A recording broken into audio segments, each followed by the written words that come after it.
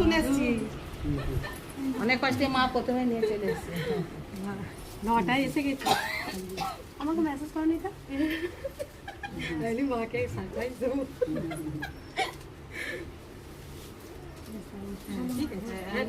মা যে সব পাপা ভালো করেছে, মায়ের ফুল দুটো করে খেয়ে খেয়ে একদম ঠান্ডা লাগিয়ে নিলাম। কি ঠান্ডা হইলো, তবু ছাড়িনি, দুটো করেই খেয়ে যাচ্ছি। আর সারাদিন মা ছাড়া কোনো কথা নেই এই কদিনে। হ্যাঁ, আর ফোনেতে মা আর হরে কিছু রাধা মাথা, তাছাড়া কিছু হ্যাঁ হ্যাঁ হ্যাঁ না, এই যে আমার কাছে আছে, দেবো। মা ভালো করেছে, মাকে যেখানে মা হাত পা ভালো হয়েছে, মাকে ঘোরা দিয়েছেন, ঘোরাগুলো দেখতে পাবো। আচ্ছা মা, চাকা লাগানো আমাদের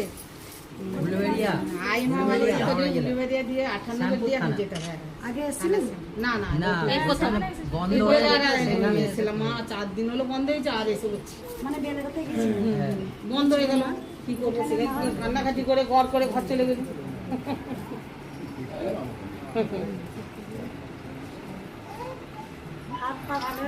হ্যাঁ হ্যাঁ হ্যাঁ, ভালো আছে মায়ের জন্য। মা কি কষ্ট,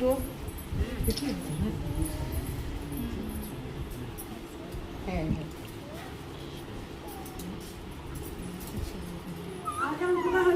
আর যে মায়ের আমি শিলিগুড়ি থেকে এসেছি। আমার যে যাবতীয় মালা বানতে গেছে, আমার হাজব্যান্ড ব্রেন স্ট্রোক করছিল। ব্রেন স্ট্রোক করার সাথে সাথে মায়ের নাম নিয়েছি, মানে নার্সিংহোমে নিতে যেতে জ্ঞান ফিরে চলে আসে। দুবার হচ্ছিল, দুবারই 100টা ফুলের মালা মায়ের জন্য। শিলিগুড়ি থেকে অনেক ভক্ত আছে মা, প্রচুর ভক্ত। কালকেও এসেছিলেন শিলিগুড়ি থেকে। আমরা আসছি, ওখানে গেছিলাম, ওখানে গিয়ে দেখি বন্ধ।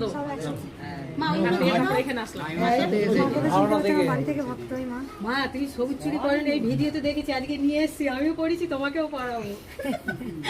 আমি কালকে ভিডিওতে দেখেছি সবুজ চুরি পরে।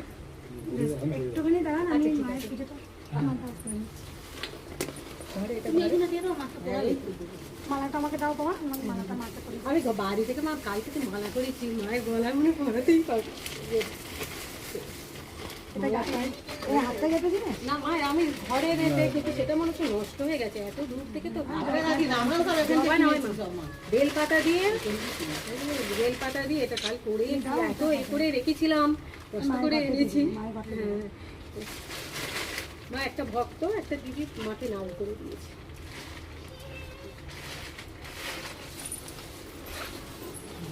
নাড়ুই চলে আসছে।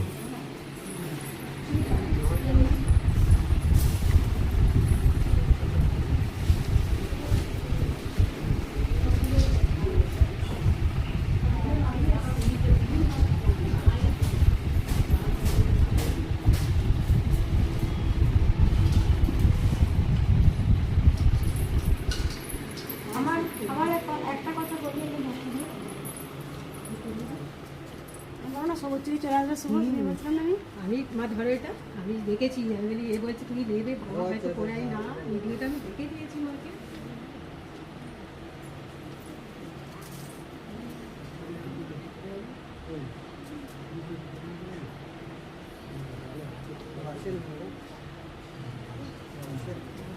যা মাম নিয়েছে মায়ের হাতে না, আমার হাতটা একটু পড়া মতো দেখা যাচ্ছে।